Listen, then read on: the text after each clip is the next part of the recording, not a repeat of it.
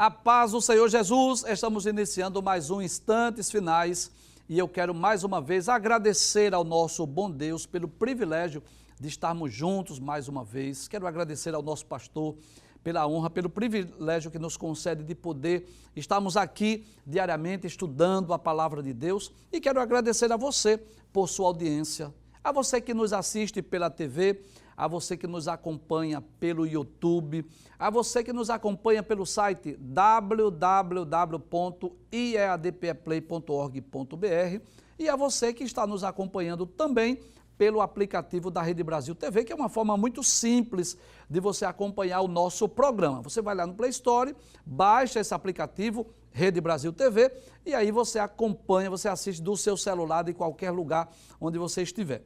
E eu quero dizer mais uma vez que o nosso desejo, o nosso objetivo aqui no programa, ele é tríplice. Primeiro, que se você já é cristão, você já é evangélico, que você possa crescer espiritualmente, que você possa ser edificado, que você possa ter uma compreensão melhor acerca das profecias bíblicas, dos eventos escatológicos e do livro do Apocalipse. Se você, por alguma razão, ainda não é cristão, não é evangélico, o nosso desejo é que você possa receber Jesus como seu Salvador pessoal, fazer a maior escolha da sua vida. Não há decisão, não há escolha mais importante do que esta: receber Jesus como seu Salvador pessoal.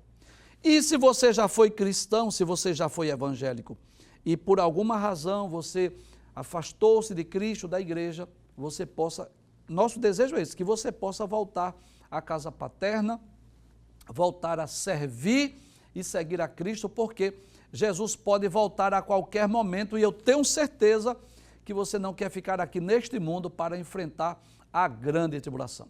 Mas independente de você ser cristão ou não, o nosso desejo é também que Deus continue com as suas mãos poderosas abençoando você, a sua família, que as bênçãos de Deus sejam derramadas, continuem sendo derramadas sobre você e a sua família. Se você quer entrar em contato conosco, enviar sua pergunta, a sua crítica, sua opinião, a sua sugestão, fique à vontade. O número está aparecendo aí na sua tela, 994661010. Nós pedimos, por gentileza, apenas que você nos informe o seu nome, você informe a sua cidade, a sua igreja, para que nós possamos ler aqui no momento que formos responder a sua pergunta. Muito bem, se você está acompanhando de forma sequenciada o nosso programa, você sabe que nós estamos estudando o livro do Apocalipse. Nós já tivemos a oportunidade de estudarmos 13 capítulos do livro, já estamos mais de 50%, né? Se são 22 capítulos, já estudamos 13 completamente. E estamos estudando esta semana o capítulo de número 14. Nós temos dedicado mais tempo para explicar este capítulo, porque ele trata de diversos temas distintos, né? Vamos recapitular. Por exemplo, no capítulo 14, versículos 1 a 5, fala exatamente sobre o Cordeiro e seus remidos do Monte Sião. Quem são esses remidos? São aqueles 144 mil que aparecem no capítulo 7 do Apocalipse, versículos 4 a 8, que são os pregadores do Evangelho do Reino durante a grande tribulação. Só que nesse texto do capítulo 14, versículos 1 a 5, eles aparecem lá no Monte Sião, né, com Cristo, já salvos, leva-nos a entender que eles foram martirizados. Nós já explicamos nos programas anteriores. Explicamos também sobre os versículos 6 até o versículo de número 13, este título aí, 3 anjos proclamam os juízos de Deus, que são anjos que estarão anunciando, né, o julgamento divino durante o período sombrio da grande tribulação. Também já explicamos a ação desses anjos, inclusive um deles tem o Evangelho Eterno, lembra disso? Que nós estudamos? Muito bem, então nós já estudamos acerca deste tema, os 3 anjos proclamam os juízos de Deus e nos últimos programas, nós estamos estudando o último tema do capítulo 14, que é a ceifa e a vindima. É um texto curto, mas nós preferimos dividir em 2 programas por conta da complexidade desse texto. quando fala de ceifa e vindima, só recapitulando, para reforçar o aprendizado, praticamente são termos semelhantes em certo aspecto. Tanto a ceifa quanto a vindima fala de colheita, só que a ceifa, ela é mais geral, é uma colheita de qualquer fruto da terra. Já a vindima, ela é mais específica. Ela fala da colheita das uvas. Então, esse texto de Apocalipse, capítulo 14, versículos 14 a 20, da verdade, ele fala de dois episódios, vamos chamar assim, não, episódio não, vamos dizer assim, dois fatos, dois eventos escatológicos, dois acontecimentos, né, que ocorrerá na segunda fase da segunda vinda de Cristo. Não é o arrebatamento, é a vinda de Jesus em glória. Então haverá dois acontecimentos, dois eventos escatológicos. Então, em que ocasião Jesus descerá sobre as nuvens do céu? No final da grande tribulação. E para que Jesus vem nesta segunda fase? Ele vem com vários objetivos. Ele vem para pôr fim aos governos humanos, ele vem para livrar Israel lá da batalha do Armagedon, ele vem para lançar o anticristo e o falso profeta no lago de fogo, ele vem para julgar as nações, ele vem para prender a Satanás e vem para implantar o reino milenial. Inclusive, você pode ir lá no playlist, lá no YouTube, e assistir esse programa, Os Propósitos da Vinda de Jesus em Glória, que você sabe disso. A vinda de Jesus dá-se-á em duas fases distintas. Essa é a interpretação pré-milenista e pré-tribulacionista. Jesus vem antes da grande tribulação para arrebatar a sua igreja e vem depois da grande tribulação para reinar sobre a terra.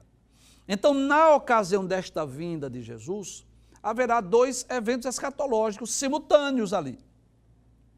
Haverá o julgamento das nações e ali haverá uma colheita daqueles frutos bons, que é exatamente as pessoas que estiverem na terra no final da grande tribulação. Nós já citamos vários textos bíblicos, mas é sempre bom relembrar. Mateus capítulo 25, versículos 31 a 46, fala desse episódio, desse fato, desse evento. E também São Mateus capítulo 24, versículos 30 a versículo de número 32, você pode anotar e ler na sua Bíblia. Então, são dois eventos escatológicos simultâneos na ocasião da vinda de Jesus em glória. Então, no programa anterior, nós explicamos sobre este primeiro evento, que foi a ceifa, a colheita. Vamos relembrar? Capítulo 14, versículos 14, 15 e 16. O que foi que João viu? Primeiro, João viu aí uma nuvem branca e havia um ser assentado nesta nuvem. Quem era? A Bíblia diz que ele era semelhante ao Filho do Homem. E nós lemos aqui dois textos, Daniel capítulo 7, versículo 13 e Apocalipse capítulo 1, versículo 13, e cremos que esse Filho do Homem é o próprio Cristo, é o próprio Jesus. Ele tinha na sua cabeça uma coroa, porque ele é rei, mas ele aparece aí nesta visão com uma foice na mão. Pode trazer a tela, por favor. Um instrumento usado pelos agricultores para fazer exatamente a colheita.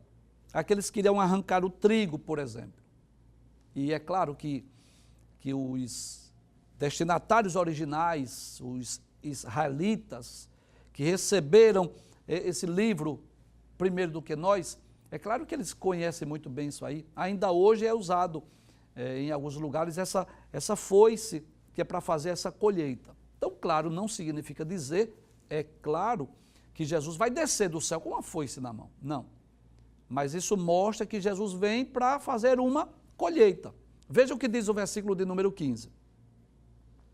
Então, o texto do versículo 15 diz que saiu outro anjo do templo, e esse anjo clamava com grande voz, falando para aquele que estava sentado sobre a nuvem. E aí, claro, nós já explicamos, não significa dizer que este anjo vai dar uma ordem a Jesus, claro que não, porque o anjo é subordinado, é inferior a Cristo, mas é como se ele estivesse trazendo um anúncio de Deus o Pai. Lança a tua foice e cega, ou seja, olha, pega a tua foice e faz a colheita, em outras palavras.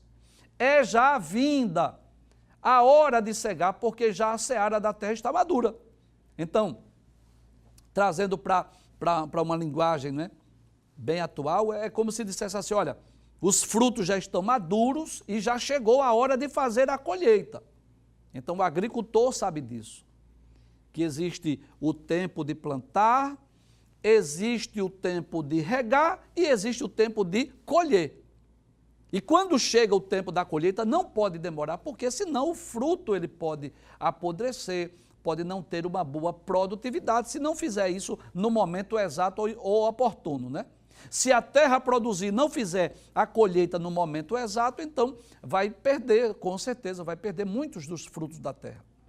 Então, quando o anjo disse que a terra está madura, que chegou o tempo, significa dizer, chegou o tempo de fazer essa colheita. E que colheita é essa? Nós já citamos, nós explicamos no programa anterior. É a ocasião em que os anjos, eles vão separar os homens na terra em 3 grupos distintos.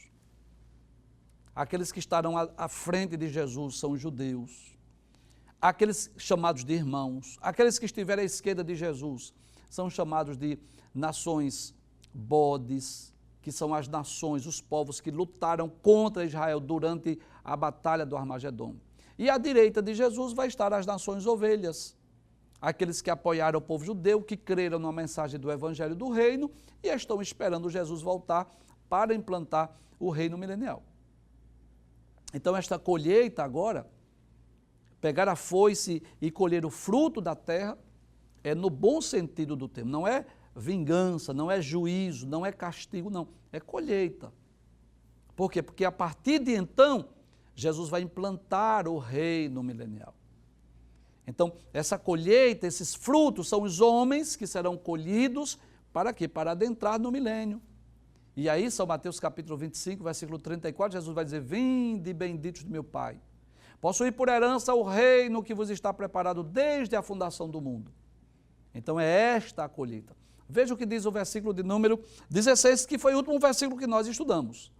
Dizia aquele que estava sentado sobre a nuvem, meteu a sua foice à terra, e a terra foi cegada. Então, cegada no bom sentido do termo.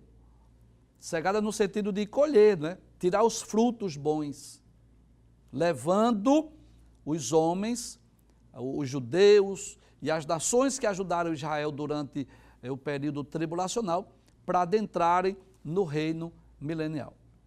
A partir do versículo de número 17, aí vem o outro evento escatológico, que é a vindima.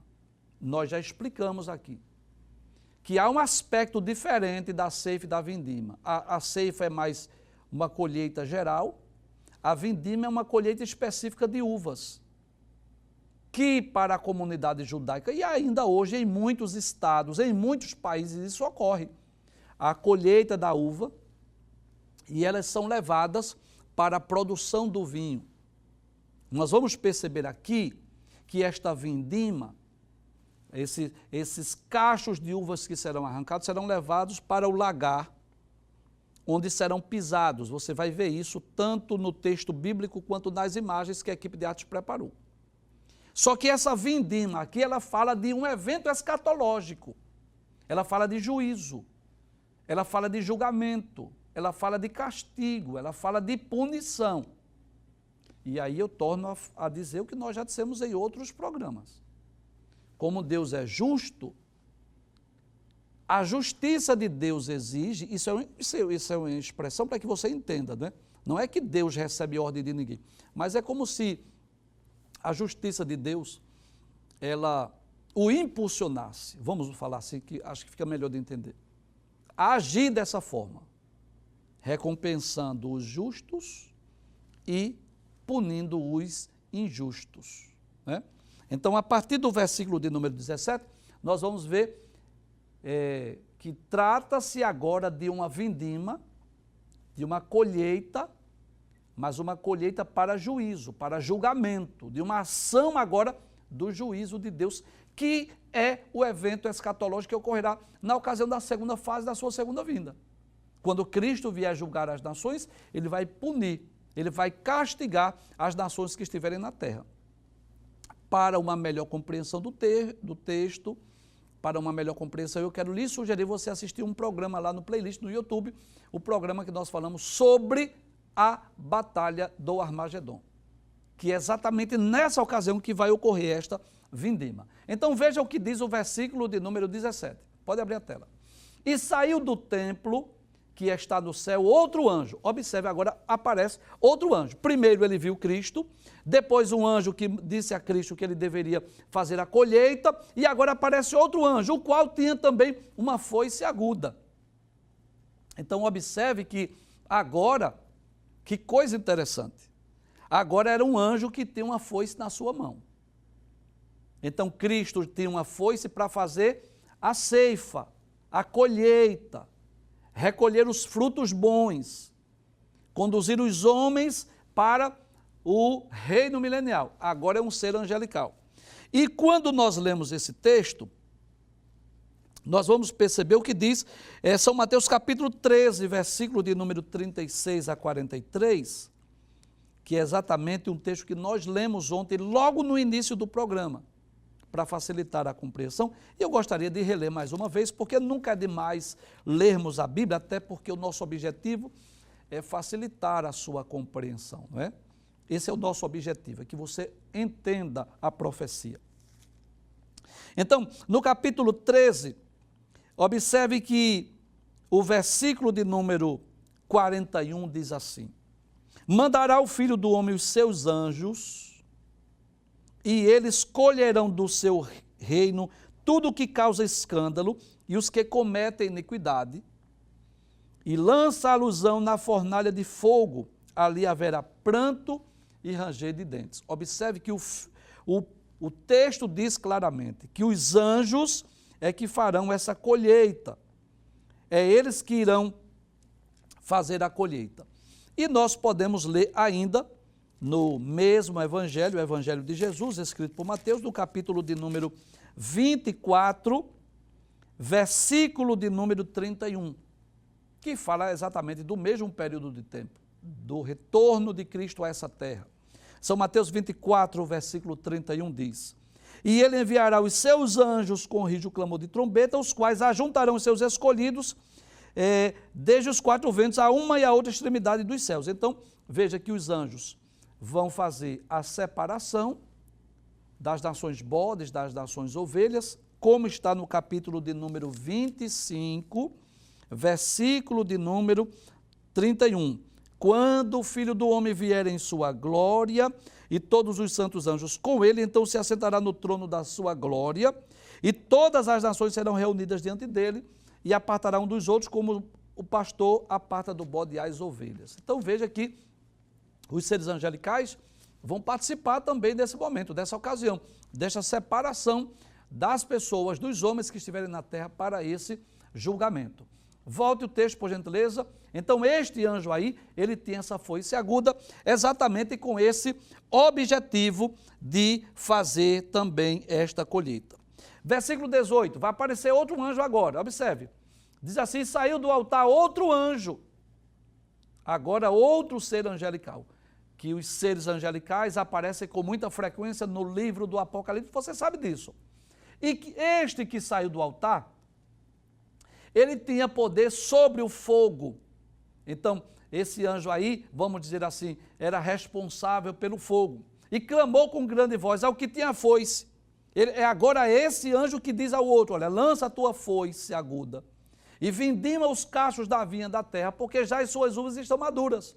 Então, o que foi que esse anjo disse ao anjo que tinha a foice? Né? Traga o texto, por gentileza. Veja que coisa interessante. Né?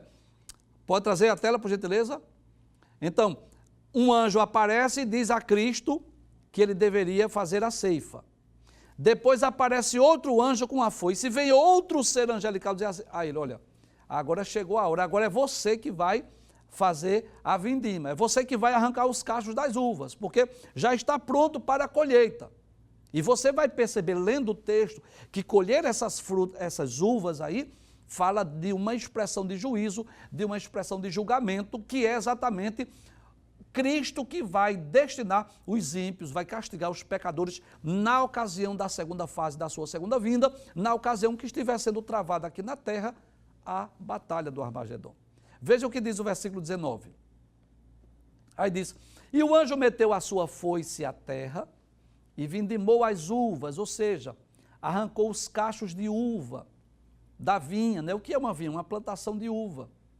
E lançou-as no grande lagar da ira de Deus. Pausa, por gentileza. Veja que coisa interessante. O que é um lagar? Um lagar era o local onde, desde os tempos passados, os judeus pisavam as uvas. Você vai daqui a pouco ver uma imagem assim. Então, pisavam as uvas, espremiam as uvas para fazer o quê? Para fazer o suco da uva, para fazer o vinho. Só que observe que esse texto ele é profético. O texto ele é profético. O texto diz assim, que o anjo meteu a foice, volta o texto por gentileza, o anjo meteu a foice, vindimou as uvas, em outras palavras, arrancou os cachos de uva, lançou-as no grande lagar. Se fosse até aí, tudo bem.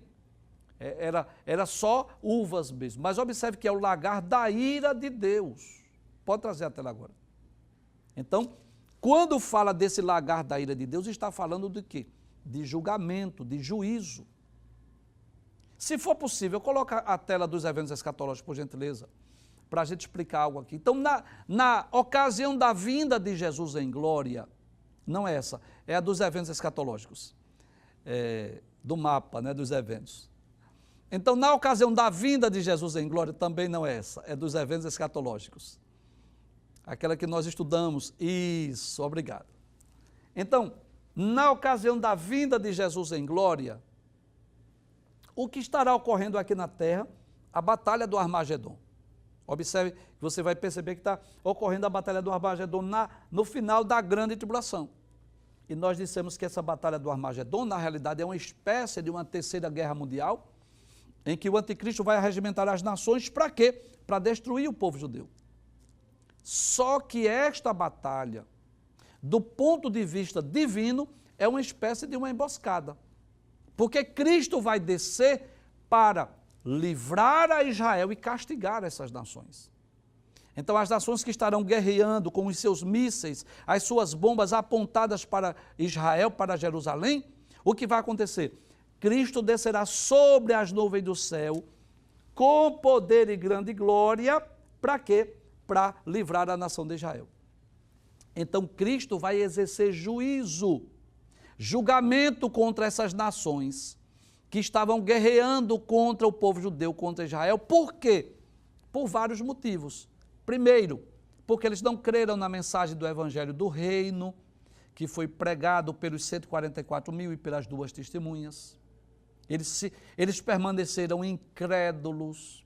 Por quê? Porque estes que estavam servindo ao anticristo e ao falso profeta e ao próprio dragão que é Satanás, receberam a marca da besta, adoraram a besta, adoraram a sua imagem, porque eles perseguiram, mataram e maltrataram o povo de Deus. Então, nenhum julgamento de Deus ele é injusto. Eu gosto dessa frase, Deus não comete injustiça. Nós, seres humanos, estamos sujeitos a praticarmos injustiça ou sermos injustiçados. Nós estamos sujeitos, claro. Eu posso ser injusto em alguma ocasião e posso ser injustiçado, mas Deus jamais. Deus nunca comete injustiça. Se Ele vai castigar, é porque as pessoas merecem. É claro que todo mundo faz essa pergunta, como é que um Deus tão bom, tão misericordioso vai... É a justiça de Deus que exige. Não é? Então, as pessoas que foram incrédulas, que não creram na mensagem da pregação do Evangelho do Reino, que adoraram a Satanás, que adoraram o anticristo, que participaram da religião do falso profeta, que receberam a marca da besta, que perseguiram e mataram e maltrataram o povo de Deus, vão ficar impunes? Claro que não. Deus terá que exercer juízo. Então fez a colheita, fez a ceifa, versículos 14, 15 e 16, e a partir do versículo 17, juízo, julgamento. Pode voltar agora ao texto de Apocalipse, capítulo de número 14. Aí, nós vamos ver aí, eu volto o texto mais uma vez, versículo 19, por favor. Aí diz que o anjo meteu a foice, arrancou as uvas, lançou-as no lagar da grande ira de Deus. E aí eu gostaria de ler alguns textos. Isaías capítulo 63. Então, um dos propósitos da vinda de Jesus em glória é exatamente exercer juízo, exercer julgamento. Vamos ver o que diz Isaías capítulo 63. É muito importante que você esteja com a sua Bíblia, ou pelo menos você esteja com um caderno para anotar os textos bíblicos e ler depois. Isaías capítulo de número 63, versículos 1 a 4, a epígrafe, o título diz: Deus vinga, Deus salva e vinga o seu povo. Quem é este que vem de Edom, de Bosra, que são países vizinhos a Israel, no extremo sul, com vestes tintas, ou seja, ele está com as vestes salpicadas. Este é glorioso em sua vestidura, que marcha com a sua grande força. Eu, que falo com justiça, poderoso para salvar. Então veja que essa vinda de Cristo, tanto é para salvar, quanto para punir, para castigar. Versículo 2, por que está vermelha a tua vestidura? Vamos perguntar assim, qual é a razão de estar vermelha as tuas vestes? Aí ele diz, e as tuas vestes como as que daquele que pisa no lagar. Por quê? Porque quando o judeu levava as uvas para serem espremidas lá no lagar, salpicava e molhava as suas roupas. Aí vamos perguntar a Cristo. Versículo 3, ele diz, eu sozinho pisei no lagar, e dos povos ninguém se achava comigo, e os pisei na minha ira, e os esmaguei no meu furor. Veja que isso é profético. Ele pisou na ira, no seu furor, e o seu sangue salpicou as minhas vestes, e manchei toda a minha vestidura. Porque o dia da vingança estava no meu coração, e o ano dos meus redimidos é chegado. Que coisa interessante. O dia da vingança estava no meu coração, e o ano dos meus remidos é chegado. Então, as duas coisas, vingança para uns e remissão para outros. É interessante que no capítulo 19 do livro do Apocalipse, nos versículos 13 e versículo de número 15, também mostra Jesus com as vestes salpicadas. Capítulo de número 19, versículos 13 e versículo 15. E estava vestido de uma veste salpicada de sangue. E o nome pelo qual se chama é a palavra de Deus. E da sua boca saiu uma aguda espada. Para que essa espada? Para ferir com ela as nações. E ele as regerá com vara de ferro. E ele mesmo é o que pisa o lagar do vinho, do furor, da ira do Deus Todo-Poderoso. Que coisa interessante. O versículo de número 19, abra a tela por gentileza, por favor, diz que as uvas foram lançadas aonde? No lagar, no grande lagar da ira de Deus.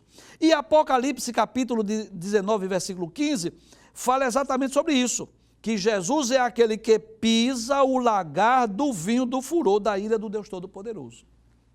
Então, pisar o lagar aqui significa exercer juízo, executar, da mesma forma como os judeus que com os seus próprios pés espremiam as uvas, Cristo estará descendo para exercer juízo, para exercer julgamento, para castigar, para punir aqueles que, durante a grande tribulação, perseguiram o povo judeu e perseguiram também os servos de Deus. Veja o que diz o versículo de número 20, que é o último texto que nós vamos estudar. E o lagar foi pisado fora da cidade, e isto é profético, né? Veja essa imagem aí, você tem mais ou menos uma ideia de como era o lagar, né? As pessoas pisando e sendo derramado aí, só que aí está avermelhado, por quê? Porque isso é profético, agora é sangue, não é vinho não. Então o lagar foi pisado fora da cidade, por quê? Porque a batalha do Armagedon, traga a tela por gentileza, a batalha do Armagedon, pode trazer por favor, depois a gente volta para o versículo 20. Ela dá-se-á numa planície em Israel, que é chamado Vale de Megido, ou Vale de Josafá, ou o Armagedon. Inclusive, qualquer pessoa que vai a Israel, isso é um ponto turístico, né? Tem a oportunidade de ver, de fotografar, pelo menos de longe. É uma planície que foi palco de várias batalhas do passado.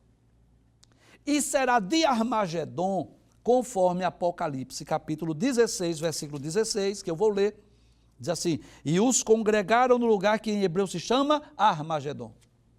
Então aquele exército com 200 milhões de soldados vão estar ali cercando Jerusalém, a ponto de destruir Israel. Então, onde se dará isso? Exatamente lá no Armagedon. Volta o texto mais uma vez. E o lagar foi pisado fora da cidade, ou seja, lá em Armagedon. E saiu sangue do lagar até aos freios dos cavalos, pelo espaço de 1.600 estádios. 1.600 estádios, um estádio equivale a 185 metros e 1.600 estádios equivale a mais ou menos 300 quilômetros. É como se houvesse um rastro de sangue de 300 quilômetros. Aí você vai perguntar, será que isso é literal? Pode ser, porque a Bíblia fala de uma batalha com 200 milhões de soldados. E estes soldados, que a princípio partiram para destruir Israel, agora vai ser executado por quem? Por Cristo. É Jesus que vai exercer juízo. Nós lemos em Apocalipse, capítulo 19, versículo 13, versículo 15, que é Cristo que vai pisar no lagar do vinho da ira do furor, do Deus Todo-Poderoso. Mas eu quero ler outras profecias que falam sobre isso. Joel, capítulo 3, o livro do profeta Joel também vai falar sobre este episódio. Se você puder, abra a sua Bíblia, Joel, capítulo de número 3, a partir do versículo de número 9. Proclamai isto entre as nações e santificai uma guerra, suscitai os valentes, cheguem-se, subam todos os homens de guerra. Forjai as espadas das vossas enxadas e lanças das vossas foices, diga ao fraco, eu sou forte. Ajuntai-vos e vinde todos os povos em redor, e congregai-vos, ó Senhor, faze descer ali os teus fortes. Movam-se as nações e subam ao vale de Josafá, que é o mesmo que é chamado no Novo Testamento de Armagedon. Porque ali me assentarei para julgar todas as nações em redor. Então, Cristo vai sentar ali para julgar as nações naquele lugar chamado Armagedon. Versículo 13, lançai a foice, porque já está madura a seara. Vinde, veja mais uma vez aqui, lançai a foice. Observe como a profecia bíblica se harmoniza. Que coisa interessante. Lançai a foice, porque já está madura a seara, e vinde. Descei, porque o lagar já está cheio. E lagar aqui, claro, no sentido profético, está cheio de sangue. Os vasos dos lagares transbordam, porquanto a sua malícia é grande. A maldade dos homens, o pecado, a desobediência. Versículo 14. Multidões, multidões no vale da decisão, porque o dia do Senhor está perto no vale da decisão. O sol e a lua se enegrecerão, isto é, durante a grande tribulação. As estrelas retirarão o seu esplendor. O Senhor bramará de Sião e dará a sua voz de Jerusalém. E os céus e a terra tremerão, mas o Senhor será o refúgio para o seu povo. Veja que coisa interessante. Que povo? O povo judeu, não é a igreja aqui. E a fortaleza dos filhos de Israel. E vós sabereis que eu sou o Senhor vosso Deus, que habito em Sião, o monte da minha santidade, e Jerusalém será santidade, estranhos não passarão mais por ela. Veja que o profeta Joel também falou desse dia, dessa ocasião, deste evento em que Cristo vai pisar o lagar do vinho do furor da ira do Deus Todo-Poderoso. O livro do profeta Zacarias também, capítulo de número 14, que é o último livro do Antigo Testamento, 14, se você puder, abra a sua Bíblia e leia, versículos 1 a 4, diz assim: eis que vem o dia do Senhor. E o dia do Senhor, você já sabe, é o dia de uma ação divina. Pode ser um dia de um juízo imediato, pode ser o dia da grande tribulação, pode ser o dia da vinda de Jesus em glória. O que vai dizer isso é o contexto. Eis que vem o dia do Senhor, em que os teus despojos se repartirão no meio de ti. Despojos de quem? Do povo judeu. Lembra do que Jesus disse em Mateus 24? Quem estiver no campo, não volte para casa. Quem estiver no telhado, não desça para buscar alguma coisa dentro de casa. Então, durante a grande tribulação, vai haver perseguição, vai haver invasão estrangeira, os soldados das nações confederadas vão invadir Jerusalém, vão violentar as virgens, vão matar os homens. Tudo isso está predito na palavra de Deus.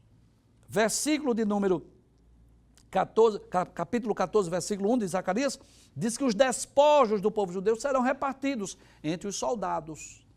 Versículo 2, porque eu ajuntarei todas as nações para a peleja contra Jerusalém. Então, é uma espécie de uma emboscada. Cristo vai trazer tudinho para o Armagedon, para o Vale de Megido, deixa vir, pode vir. E enquanto eles pensam que estão triunfando, ou estão avançando em direção a Jerusalém, na realidade eles estão indo para uma emboscada que Cristo já preparou. Aí dizia, a cidade será tomada, as casas serão saqueadas, as mulheres forçadas, metade da cidade sairá para o cativeiro, mas o resto do povo não será expulso da cidade. Versículo 3. E o Senhor sairá de onde? Do céu, vindo do céu, e pelejará contra essas nações como pelejou no dia da batalha. E naquele dia estarão os seus pés sobre o Monte das Oliveiras. Então, os exércitos das nações confederadas, com os seus mísseis apontando para Jerusalém, para o povo judeu, os soldados invadindo as casas dos povos judeus, roubando os seus pertences, os seus despojos, levando ali as suas coisas valiosas, cometendo muitas coisas horríveis, violentando as mulheres, matando os homens, enfim. Mas Cristo descerá sobre as nuvens do céu com poder e grande glória, para quê? Para pôr fim a esta batalha, para livrar o povo judeu e para punir, para castigar os exércitos das nações confederadas. Volta ao versículo 20 mais uma vez, só para nós concluirmos. Por isso que o texto diz, e o lagar foi pisado fora da cidade. Por quê? Porque essa batalha será, na realidade, lá no Armagedon, onde estarão os exércitos reunidos. E saiu sangue do lagar até os freios dos cavalos. Então, claro que as guerras futuras já não tem mais cavalo, mas haverá muitos soldados, são 200 milhões de homens que estarão lutando naquela batalha, pelo espaço de 1.600 estádios, já falamos cerca de 300 quilômetros ali, uma extensão de sangue, de violência, de tantas mortes. Inclusive, eu quero concluir o programa hoje lendo Mateus capítulo de número 24, veja que coisa interessante, como a palavra de Deus se harmoniza. São Mateus capítulo de número 24, lá no versículo de número 27, diz assim, porque assim como o relâmpago que sai do Oriente e se mostra até o Ocidente, assim será também a vinda do Filho do Homem. Isso não é arrebatamento, isso é a vinda de Jesus em glória. Aí, de repente, do nada, o texto diz assim, pois onde estiver o cadáver, aí se ajuntarão as águias. Não parece fora do contexto? Seja sincero, parece. Jesus no seu sermão dizendo assim, assim como o relâmpago sai do Oriente e se mostra no Ocidente, assim será a vinda do Filho do Homem. Aí, de repente, do nada, Jesus é assim, porque onde estiver o cadáver, aí se ajuntarão as águias. Aí até parece que está fora do texto, do contexto, parece até que Jesus está falando de uma coisa que não tem nada a ver uma coisa com a outra, mas tem tudo a ver. Porque estas águias aqui, a melhor tradução seria abutre. Os abutres vão se reunir, para quê? Para comer as carnes destes soldados que serão mortos, para purificar a terra, para a implantação do reino milenial. Então, concluindo, essa última parte do capítulo 14 do Apocalipse, versículos 14 a 20, fala de dois assuntos, dois eventos simultâneos que ocorrerão na vinda de Jesus em glória. Haverá o julgamento das nações e a ceifa, versículos 14, 15 e 16, é Jesus recolhendo ali os homens, os judeus e as nações que apoiaram o povo judeu para adentrar no milênio.